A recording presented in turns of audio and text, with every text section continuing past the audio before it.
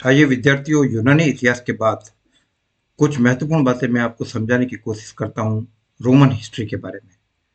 Roman history या Roman इतिहास लेखन की जब भी हम बात करते हैं, तो मैं उस संदर्भ में आपको कुछ प्रमुख रोमन हिस्टोरियन के नामों से और उनकी जानकारी से अवगत कराऊंगा, जो आपको आपकी परीक्षा की तैयारी में मदद देगी।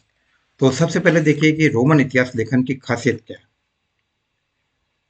अपने कुलीन परिवारों की पूर्वजों के प्रति भक्ति के कारण प्राचीन रोमन लोगों की अतीत के प्रति काफी जागरूकता थी, और इसी जागरूकता ने उनको इतिहास लेखन के लिए प्रेरित किया।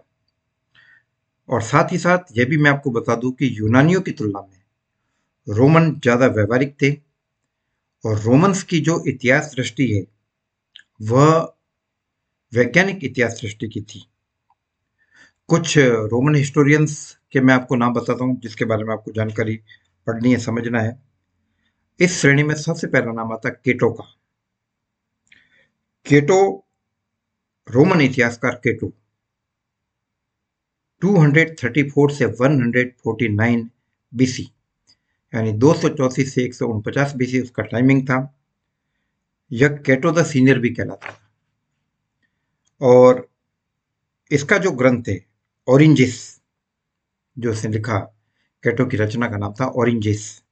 यह रोमन इतिहास लेखन के लिए एक काफी क्रांतिकारी ग्रंथ था, और इसमें लेखक के जीवन के कुछ हिस्से भी शामिल किए गए, और साथ ही साथ यह शिक्षाप्रद और दिलचस्प इतिहासों की श्रेणी में एक था।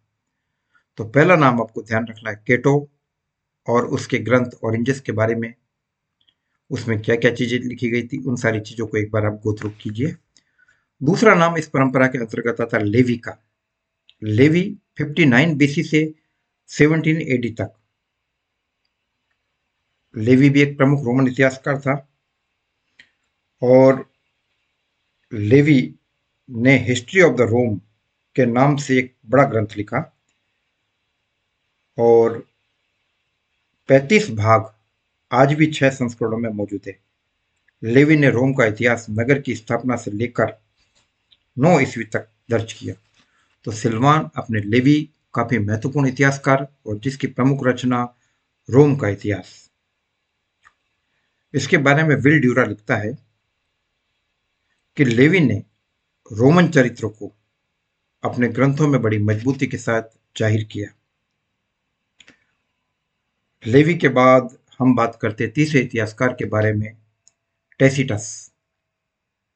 पहला केटो, दूसरा लेवी, और तीसरा टेसिटस।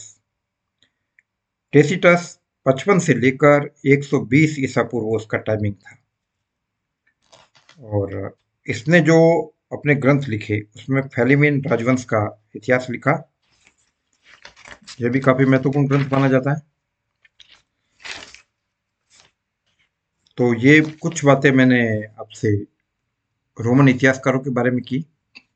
इसके अलावा प्लूटार्क का भी नाम महत्वपूर्ण है इसके अंतर्गत। तो आपको रोमन इतिहास के बारे में, यूनानी इतिहास के बारे में भी कुछ जानकारी प्राप्त करनी है।